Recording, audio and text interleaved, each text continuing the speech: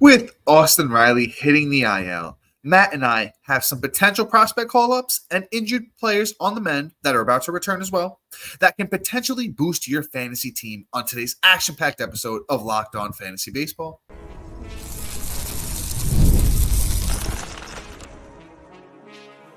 You are Locked On Fantasy Baseball, your daily fantasy baseball podcast. Part of the Locked On Podcast Network, your team every day.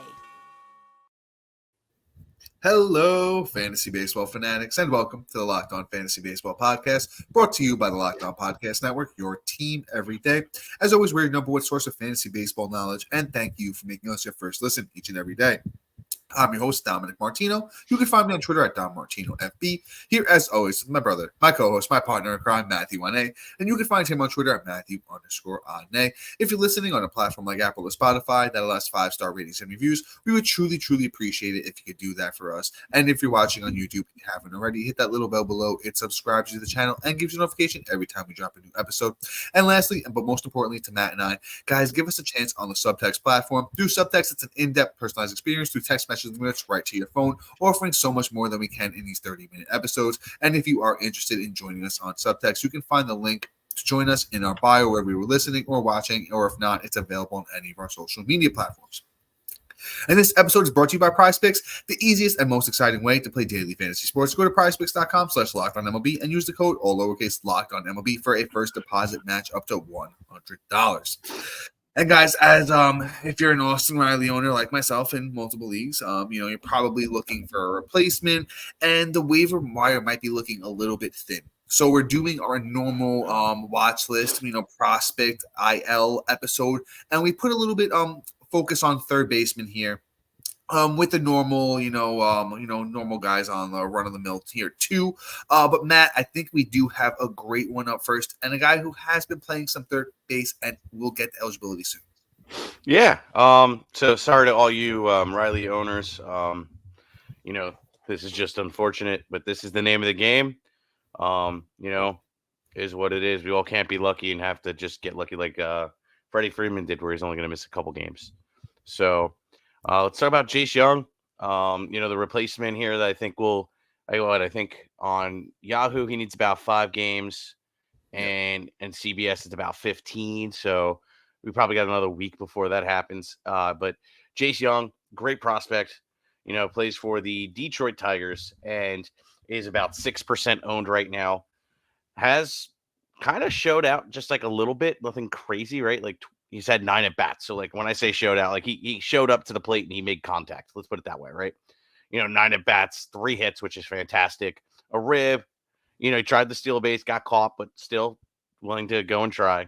3 walks to 2 strikeouts. Love to see that. And a 333 batting average, 500 OBP, slug of a 333, an OPS of 833. Now, again, really small sample size, but let's talk about who he is as a whole, right?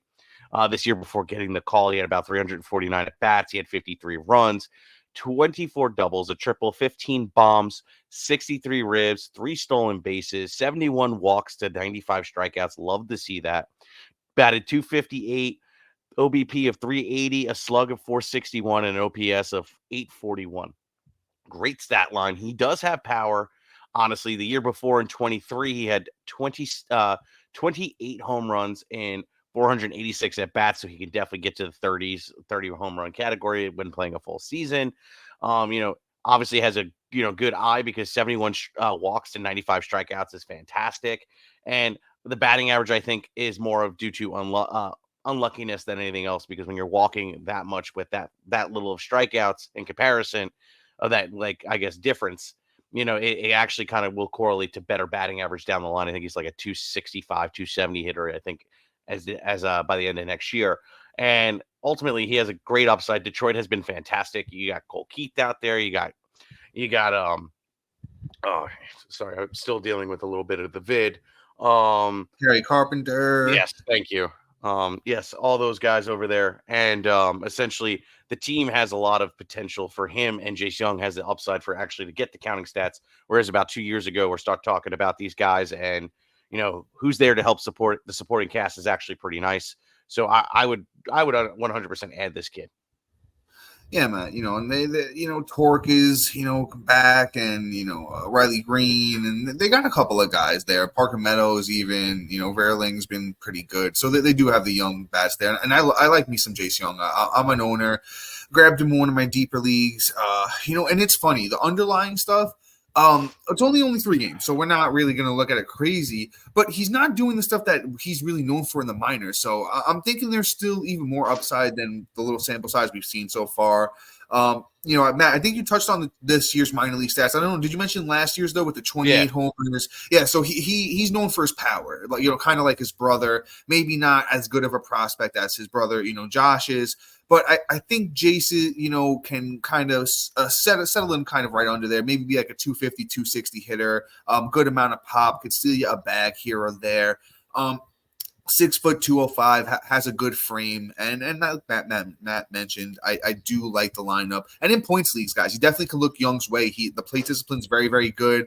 Matt, I'm sure Matt mentioned the walk to strikeout ratio there too. I'm sorry I had to step away for a second to take a phone call, but I like me some Jace. 6% owned on Yahoo. Second eligibility right now. Third coming soon. So I think you can add him in those deeper leagues for now. Let's move on to a more well-renowned prospect, also in Detroit system though. Let's move on to Jackson Jobe. And also real quick, if I didn't mention it or Matt didn't mention it, Jace Jung is the 64th overall prospect in all of baseball, and Jackson Jobe is the 8th overall prospect in overall baseball, moving up. He's 6'2", 190. We've talked about him a bunch on this podcast already, but I think we're just going to keep mentioning him because I think the call is honestly right around the corner. I really think he's going to get a cup of coffee this year. So I think we'd be proactive with, the best pitching prospect in all of baseball right now. That's still in the minors. It's a 2.12 ERA for Jobe this year in the minors with 16 starts, 68 innings pitched, 73 strikeouts. Batters are hitting 157 against him, and he has a 104 whip. The big Jobe he's going to come up and pitch in a great park to pitch in. The lineup isn't great to pitch in, for wins, but we talked about it's getting better. The fastball's big, the slider's big. You love that combo. He mixes in a plus changeup, a cutter that's also, plus, the controls plus. So Jackson Jobe is going to come up, and I think he's just going to be a really good starting pitcher. So I think we need to take a look into him now. Like I said, Detroit is doing pretty good with their prospects, and Jobe, I'm sure his ownership percentage is like very 9%. low. Yeah, 9% for Jobe on Yahoo. So I think we need to be proactive, at least getting him on our watch list in those deeper leagues. If you know that your team, your league mates are going to get those prospects, you might want to be preemptive, because I think his call-up's around the corner. I think he might be next, though. Yeah. No, I like Jobe. Jobe is somebody that, can get the call up and kind of give you a remnants of what, Logan Gilbert did, and with more strikeout upside. Not to the levels of like a Yuri Perez, but I do like Jobe a lot. He could be fantastic. But I do want to move on to this next guy here, Christian Moore, prospect for the Los Angeles Angels. I don't know where I got the other team, but anyway, right now he's about 21 years old, and he's an interesting guy. Let's put it that way, right? He's 6'1", 210 pounds. I like that about a guy. Right now he's in Double-A. And that's the part that's kind of like, okay, I don't know if he's going to get the call, but there's a possibility. And if he does, he could be an interesting ad. Over the last, 21 days, almost a whole month, he's had 58 at bats. He's had 18 runs. He's had 2 doubles, a triple, 6 bombs, 13 ribs, 6 walks to 15 strikeouts. He's had batting .414 through the last 21 days. And it's looked great throughout that. I just want to see a little bit more from the kid in total. It looks like that's all he's played this year so far between A and Double-A. I don't think that's enough for him to get the call, but he is going in the right direction. This kid is really good. Let's just see where this takes him. I don't know if he's going to be, Nolan Shanguel since he was drafted this year and get the call. But I mean, it's not like it's never happened before. But hey, he keeps progressing like this. If we see him in Triple-A in the next week or so, then hey, the possibilities are there, and Christian Moore could be up. Only thing is, I don't think any of his batted profile or anything like that is going to translate, just like we didn't see for Shanguel. Might take a little bit more time. So, Matt, I think you kind of, you started to hit the nail on the head with Shanguel. The Angels are just willing to do it, and honestly, with the the Rendon and Stefanik combo at second and third. Honestly, Moore could come up and play either position, and I think excel. The kid is 21 years old, so a little bit older than a guy that you would normally see that just got drafted in the minors this year. It's 14 games across the two levels with a 4.14 batting average, 6 homers, 3 doubles, 6 walks to 15 strikeouts. So kind of remnants of what Shanuel did last year. So I don't put it against the Angels. I'll just put it that way with Christian Moore. So with Christian Moore, add him to your watch list. If you need that second, third help, I think you could take a look his way if he gets the call. Because you know what, I will say this: at least teams are not going to have too much to go off of with a guy that just got drafted. So he could come up and just dominate for a couple of weeks before teams figure him out. You have him on your team while he's doing good, and just drop him while he starts to fall off. But I think Christian Moore's a name that we all need to know. Los Angeles Angels. I'm sure he's I don't even think he's available on Yahoo. I think he has to get called up first with guys that currently got drafted. So honestly, I don't even think he's available on Yahoo. Just keep that name in the back of your head for now. But before we move on and we talk about another guy that just got drafted this year that potentially could get the call, and then we have a Cubs prospect, and then we will move into our injured players that are returning. We do have a quick ad for you guys.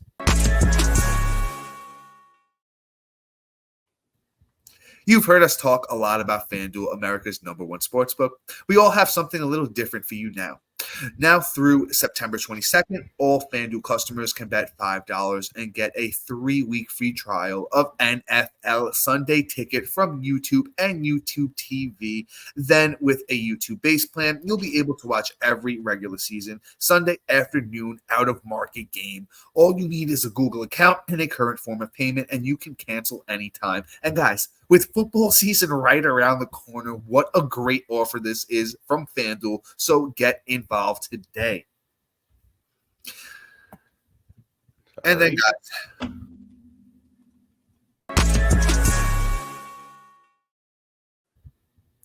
and then are you watching on Fox Sports or ESPN on your TV all day and have to turn down the volume with all that shouting? Make the switch over to Locked On Sports Today, a free 24/7 sports streaming channel programmed for your everyday to bring you the biggest stories without all that screaming. Locked On Sports Today brings you the can't-miss analysis, opinions, and news streaming 24/7 on your YouTube or the Amazon Fire TV channels app, part of the Locked On Podcast Network, your team every day. And then once again, we're introducing the Locked On Fantasy Baseball Podcast Diamond Club on the Subtext platform, your ultimate fantasy baseball companion. As this season wraps up, you can rely on Matt and I for our dynamic content. Get real-time alerts right to your phone, including waiver wire rankings, instant call notifications, injury reactions, and a whole lot more. Stay ahead of your fantasy league by joining the Diamond Club on the Subtext platform, where the path to your victories begins. Subscribe now and elevate your fantasy baseball experience to a new level. Yeah, buddy.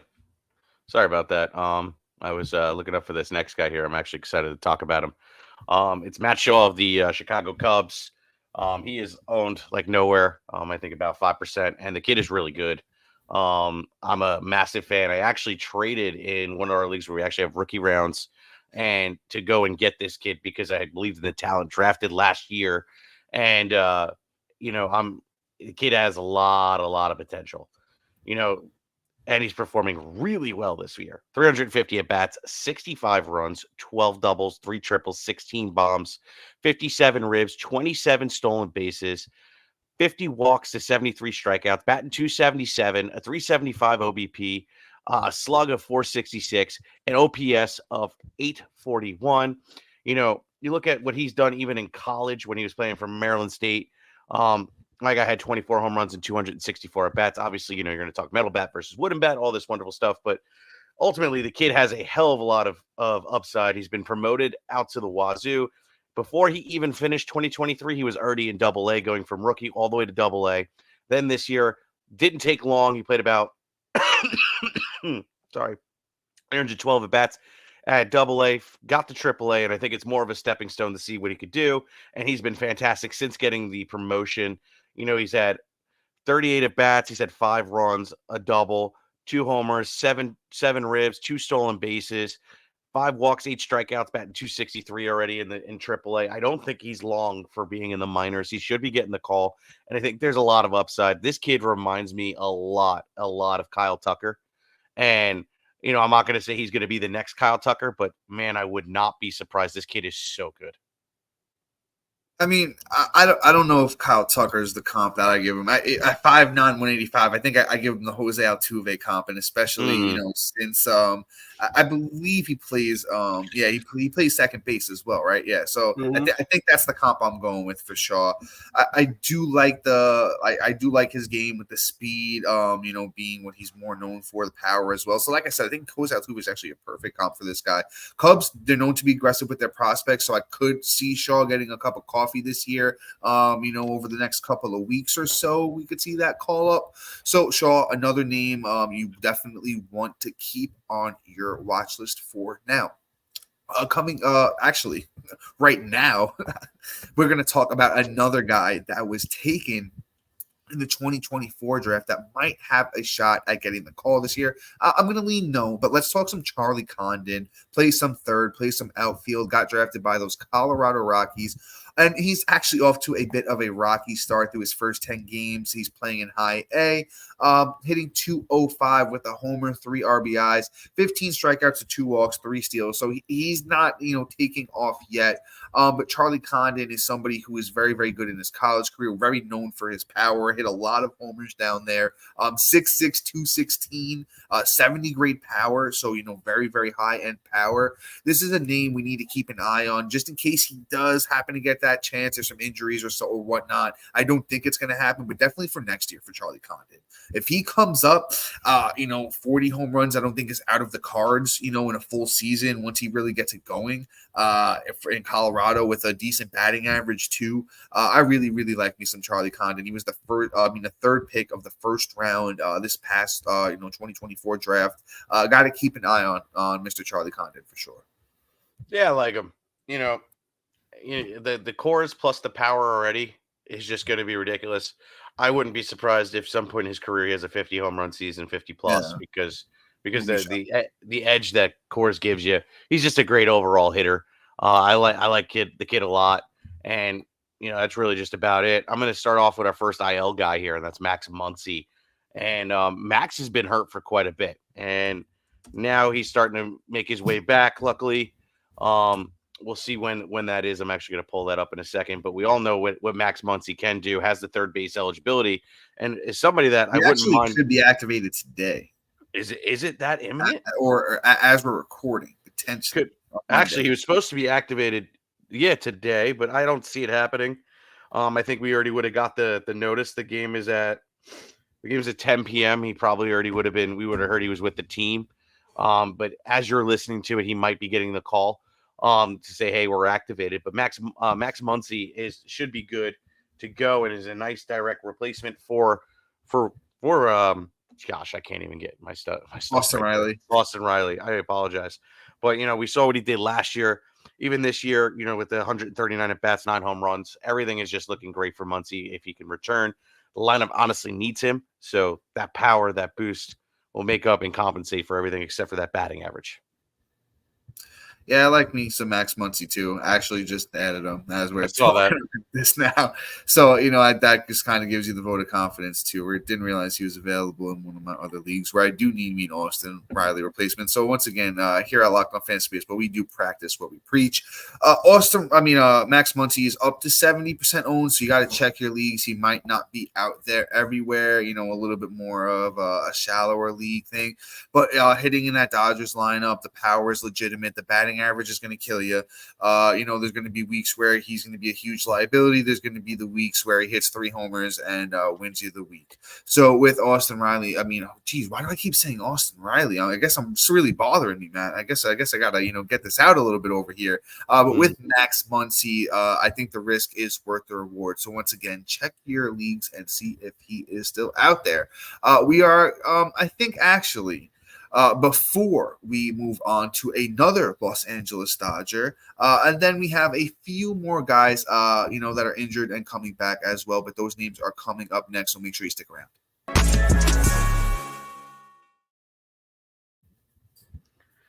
All right. PrizePicks is America's #1 daily fantasy sports platform with over 5 million active members. They are the easiest and most exciting way to play DFS. It's just you against the numbers instead of battling thousands of other players, including pros and sharks. You pick more or less than 2 to 6 player stats and watch the winnings roll in. Exploring my skills on PrizePicks this season adds an extra layer of excitement to daily fantasy sports. With a few taps, you can transform $10 into $1,000 easily. PrizePicks is incredibly user-friendly. You can make your selections, submit your interest in less than 60 seconds. And as the host of Locked On Fantasy Baseball, I might as well give you some picks to get you started off with, right? Opt for Aaron Nola to have higher than 5 strikeouts in his next start. Opt for Jonathan India to have higher than 1.5 total bases in the next game. And opt for Bryce Harper to hit a dinger in his next game. Download the app today and use the code LOCKEDONMLB for first deposit match up to $100. Again, download the app today and use the code LOCKEDONMLB for first deposit match up to $100. PrizePicks, run your game. But all right, so like Dom talked about at the top, we have another guy here, and that's Mr. Max Scherzer. Scherzer is an interesting one. He got dropped in a lot of places because he went down to injury, but I think it was a mistake because it looks like he's already throwing bullpen sessions. I saw news that, if everything kind of goes well, he probably doesn't even need a rehab start. So that means he could be back within the next week or so, as long as there's no failure in some bullpen aspect. Right now I'm reading here he threw about 25 pitches in his last bullpen session on Friday, was quickly back on the mound Sunday, which is encouraging. It makes sure return about from the bout of a shoulder soreness that required nerve injections. Scherzer last took the mound for Texas in late July. He could be back in the rotation before the end of August if he continues to trend in the right direction. So, and end of August is literally next week. So this is what I'm saying. Add the kid now because Scherzer, we all know, could be fantastic and could light up our world here. Even after being out for a good chunk of the season, he still posted a couple pretty good numbers. 39 innings pitched, 2 wins, 38 Ks, 3.89 ERA with a 1.09 WHIP. Now, obviously, ERA we love to see lower, but I feel like with time he would get some stuff right. And honestly, it was only one really bad game where he had an 18 ERA, and then the game he got hurt in against St. Louis was 6.75. Other than that, it was a 1.5 ERA, 2.25 ERA, a 4.05, 4.26, 3.38, and a 0 ERA. So I feel like Max Scherzer is somebody we're going to want to stash. He's about 67%, so this is on the higher end at this point. But at the same time, if he's out there in leagues, this is the difference maker. So, I'm trying to stash him everywhere. I literally have. Yeah, man, I'm with you on Scherzer. This is a kind of just a friendly reminder to see if he was dropped in any of your leagues with the injury. Scherzer knows how to recover from injury at this point in his career. He's done it so many times. So I see him just being back sooner than later. And plus, I'm sure Texas is going to want to run him out there as soon as they can, just to make sure, he's ready to go and see what he has. And I like that outlook. Maybe not the big strikeouts that we used to see for him or the low ERA, but if he could pitch to a mid-3s ERA with, good control, good whip, around a K per 9 and get you some wins on that Texas team, that will be more than enough to get it done. Let's move on to that other Los Angeles Dodger. Let's talk some Tommy Edman. Not my favorite guy on today's episode, but I do love the Swiss Army knife eligibility for Tommy Edman with second, short, and outfield on Yahoo. Another guy who, is pretty much on his way back. Actually, he's another guy supposed to be activated today on Monday as we are recording this episode. He is 39% owned on Yahoo, so somebody that is a little bit more out there for you guys that are listening.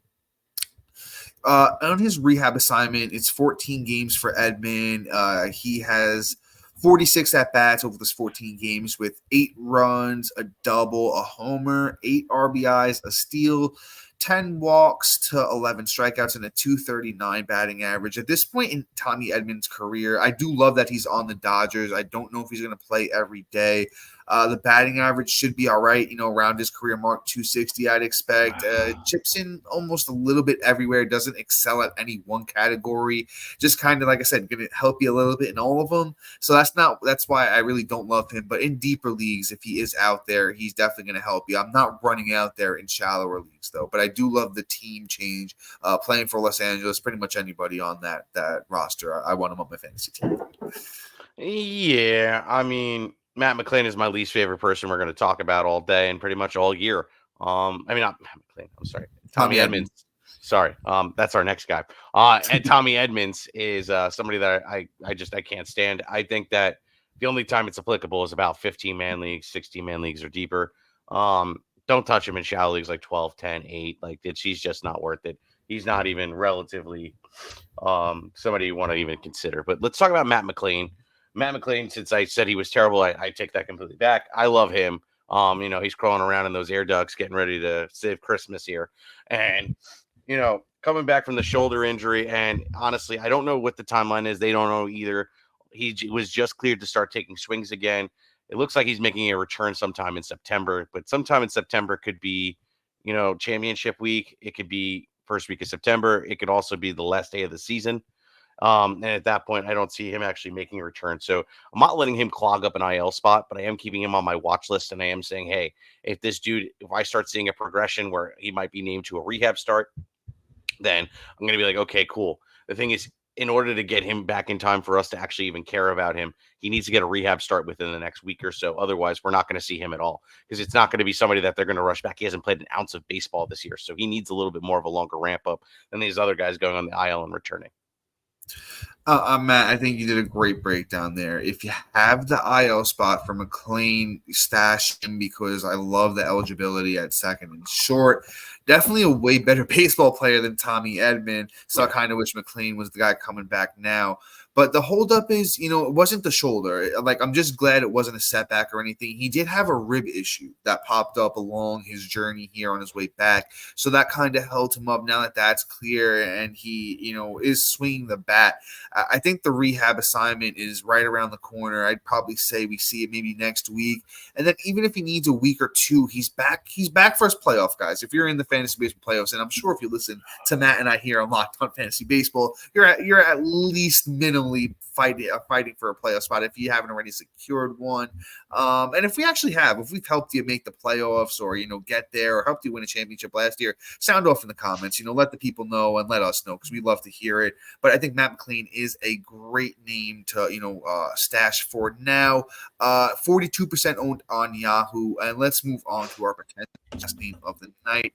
Let's finish the story here. Let's talk some Trevor Story, a guy that we weren't even sure that we would see back this year, and we still aren't, to be honest with you. But he's already taking batting practice, right? No issues.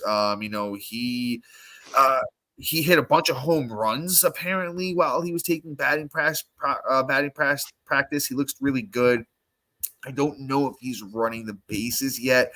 I'm sure that might be the next step for him. But another guy, we might hear about a Trevor Story rehab assignment in the next week or two. If that happens, he's a guy that's a vet that's been around long enough that we could see him progress quickly. 13% owned on Yahoo. Story is shortstop eligibility only. That's going to help you in some spots. I don't know if anyone's thought they're hunting for a shortstop. I feel like there's been a lot of guys that come up off the waiver wires. And Story's 31. Like I said, not going out there, rushing out there to get him, but he's got pop, he's got speed, batting average. I don't think it's in his repertoire anymore. So, kind of maybe like a 220-ish guy with, some homers, some speed. You can give Trevor Story a chance in those deeper leagues if you have the IL spot. Yeah. Honestly, I don't see him making it back this season, with the no timetable, but he's a watch list guy. I don't think I'm going to burn an IL spot on him either. Just something also too, it's a trick of a trade for me. I don't alert the rest of the league when I add this dude and then I have to drop him because somebody else goes down. So that's the other thing too. Like with guys like, like McLain and Story, it's like this, right? If they're sitting out there and they've been out there this long and then you go, okay, cool, let me add him. And then, a week later, knock on wood, somebody goes down, which I hope doesn't happen. Great point. And then boom, I got to now drop him. Now he's in the forefront of somebody else's mind and boom, you're screwed. So Trevor Story I think is somebody that's going to slide under the radar until the very last second. So we'll be talking about him again if we start seeing a little bit more progress through the progression. If we see he gets a rehab start, which all signs point to he might get in the next 2 weeks, then we'll see if it's going to be there. He hasn't really played too much baseball, so he might get a week, maybe two before he even gets the call, which would probably be championship week is when he's actually making that start back. And at that point, I don't know if they bring him back. So, it's just a matter of, what they want to do. But anyway, guys, please like, subscribe, comment, rate, review. Share it with everybody, please. It really helps out the podcast. Check us out on Subtext. And, since you guys love watching us every day, I want you to check out my buddy Sully over at Locked On MLB. Great guy, gives great baseball content. If you want to know a little bit more what's going on in the league outside of from a fantasy perspective, Sully's your guy. But guys, have a great rest of your day. I wish you utmost success. Peace. See ya.